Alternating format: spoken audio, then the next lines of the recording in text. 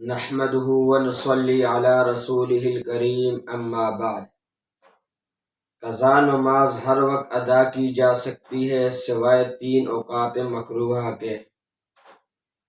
ان میں سے پہلا طلوع شمس، جب سورج طلوع ہوتا ہے۔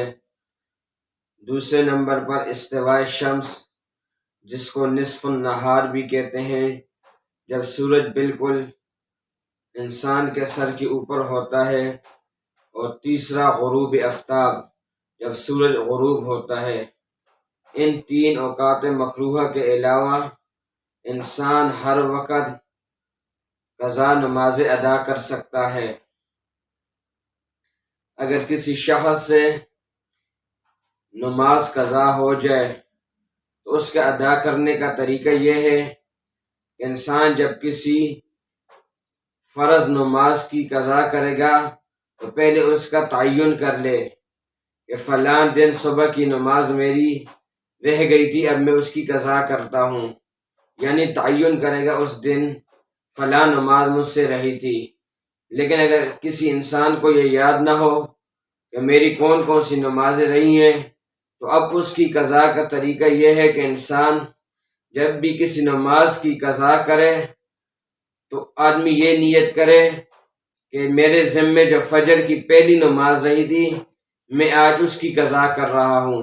اس طرح جب ظہر کی نماز قضا کرتا ہے تو اس وقت یہ نیت کرے کہ میرے ذمے جو ظہر کی پہلی نماز رہی تھی اب میں اس کی قضا کر رہا ہوں۔ اس طرح اگر عصر کی قضا کرتا ہے تو اس وقت آدمی یہ نیت کرے کہ میرے ذمے جو عصر کی پہلی نماز رہی تھی میں اس کی قضا کر رہا ہوں۔ اس طرح جب وہ نیت کرے گا تو پہلی جو نماز ہوگی جب اس نے وہ قضا کر لی تو وہ ختم ہو جائے گی، اس کے بعد جو نماز ہوگی پھر وہ پہلی ہو جائے گی۔